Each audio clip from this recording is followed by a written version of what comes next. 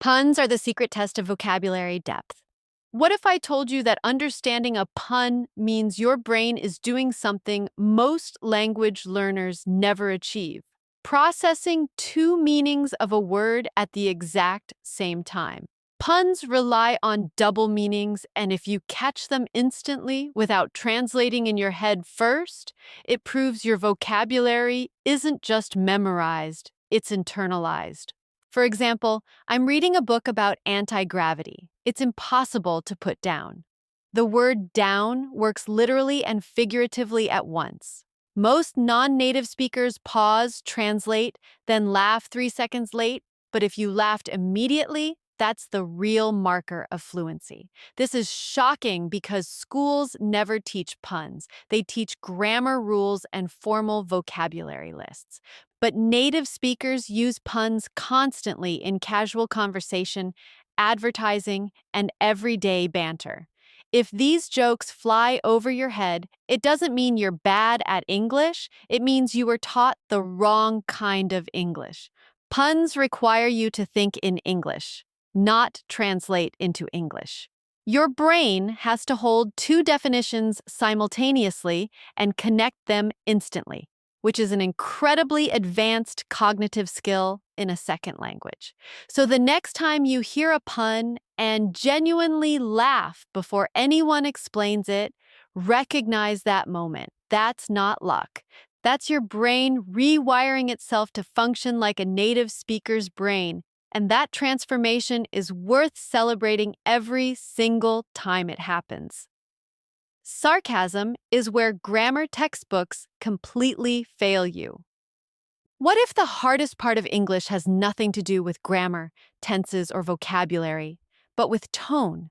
Sarcasm means saying the opposite of what you actually mean, and it depends almost entirely on context, timing, and vocal inflection. Someone says, "Oh, great, another Monday," while rolling their eyes, and if you understand they actually mean the complete opposite, you've cracked one of the hardest codes in the English language.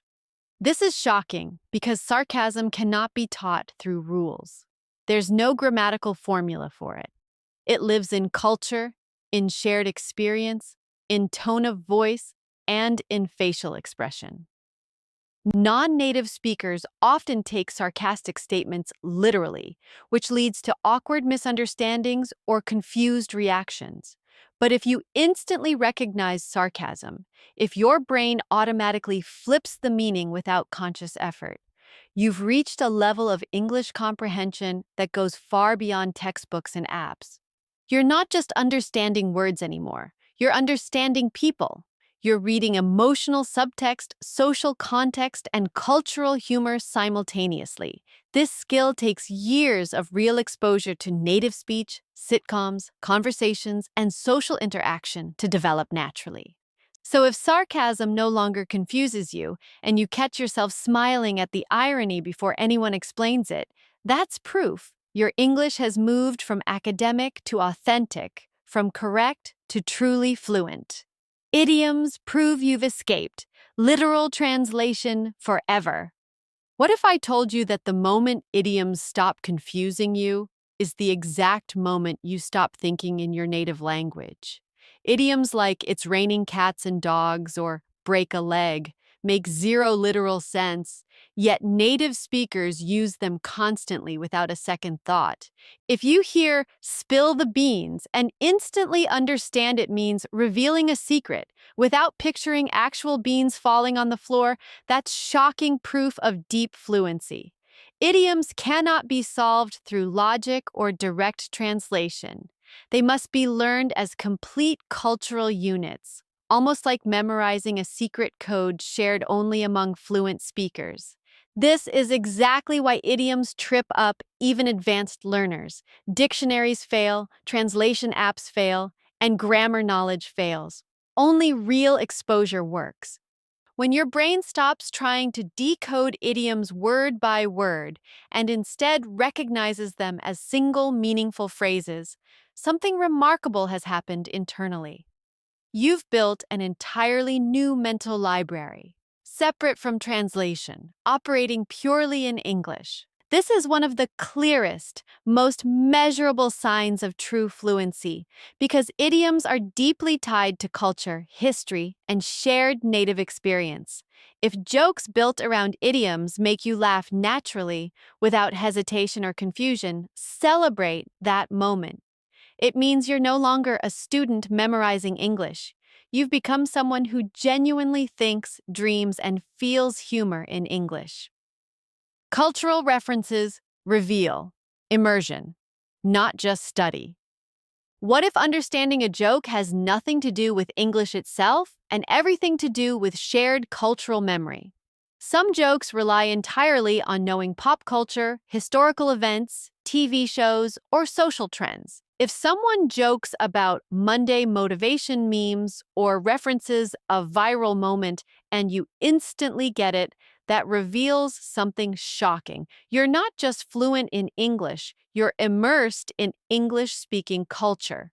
This type of humor cannot be learned through vocabulary lists or grammar drills. It requires genuine exposure to movies, shows, social media, and everyday native conversation over time.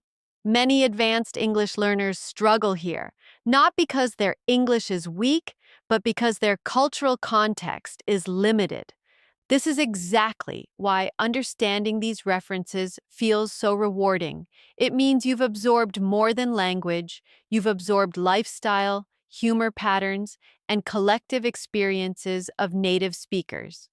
Cultural jokes often move fast, referencing something recent or subtle, and if your brain catches the reference immediately without needing an explanation, you've reached a level most textbooks never even attempt to teach. This proves your learning journey went far beyond classrooms and apps into real, lived immersion. So if you find yourself laughing at cultural jokes alongside native speakers, understand what that truly represents. You didn't just learn English, you stepped into an entirely new cultural world and made it your own. Timing and delivery. Prove your ear is fully trained. What if the biggest secret to understanding English humor isn't the words at all, but the rhythm behind them? Comedic timing relies on pauses, pacing, and unexpected delivery. And if you laugh at exactly the right moment, not 2 seconds late, not confused, but instantly, your ear has been trained at an extremely advanced level.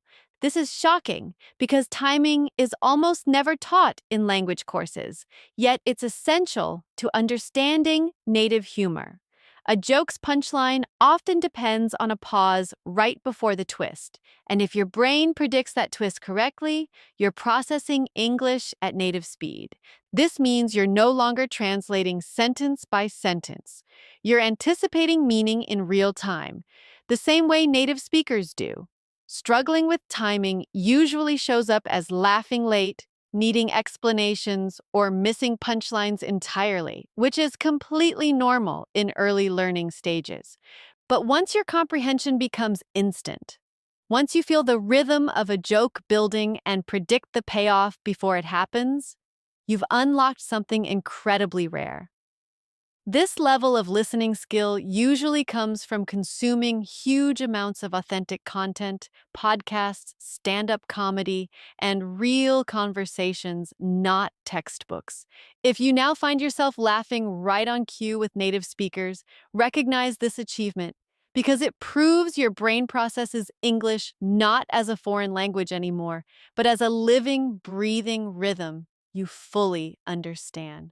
Self-deprecating and dark humor reveal emotional fluency. What if understanding dark or self-deprecating jokes proves something deeper than language skill? It proves emotional intelligence in a second language? This type of humor requires detecting irony, exaggeration, and hidden vulnerability all at once. When someone jokes about their own failures or makes light of a serious situation, and you understand it's meant to be funny rather than genuinely sad, that's shocking evidence of advanced emotional and linguistic fluency combined. Many learners misread this humor as either offensive or confusing because it requires reading between the lines rather than taking words at face value.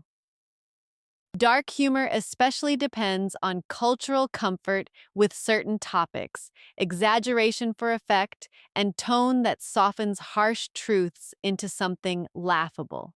If you instinctively understand when someone is joking about a bad day versus genuinely struggling, you're demonstrating a level of comprehension that goes beyond vocabulary and grammar into human connection itself. This skill develops only through extensive exposure to real conversations, relationships, and authentic content where humor and vulnerability intertwine. It's often the last stage of fluency because it requires trusting your instincts completely without translating or overthinking. So if these darker, more subtle jokes make sense to you naturally and you find the humor rather than the confusion, understand that you've reached one of the most sophisticated levels of English comprehension anyone can achieve. What if I told you that laughter is the ultimate fluency test, more accurate than any exam, any certificate, any grammar quiz you've ever taken? Because here's the truth.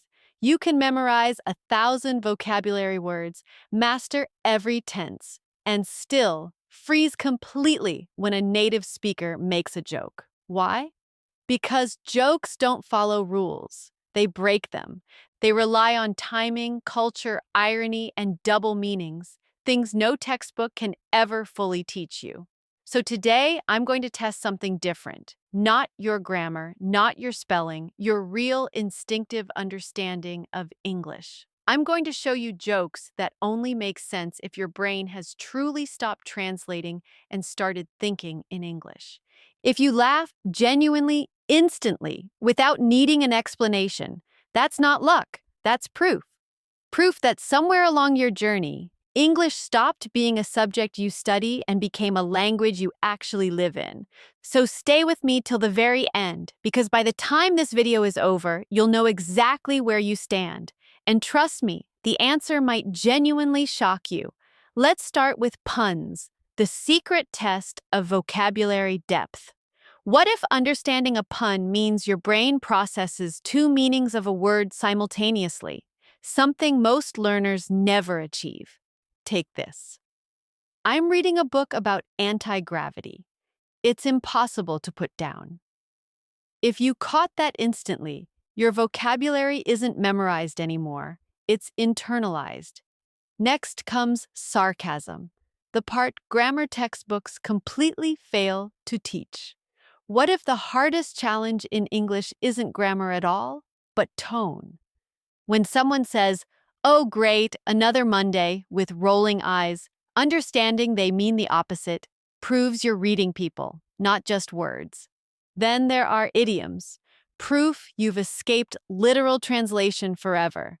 What if the moment idioms stop confusing you is the exact moment you stop thinking in your native language?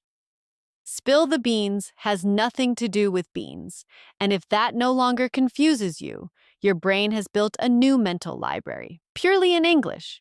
Cultural references reveal something even deeper: immersion, not just study. What if a joke has nothing to do with English itself, and everything to do with shared cultural memory? Getting a pop culture reference instantly means you've absorbed lifestyle and humor, not just language. Timing proves your ear is fully trained. What if comedic rhythm, the pause before a punchline, is something your brain now predicts automatically? That means you're processing English in real time, exactly like a native speaker.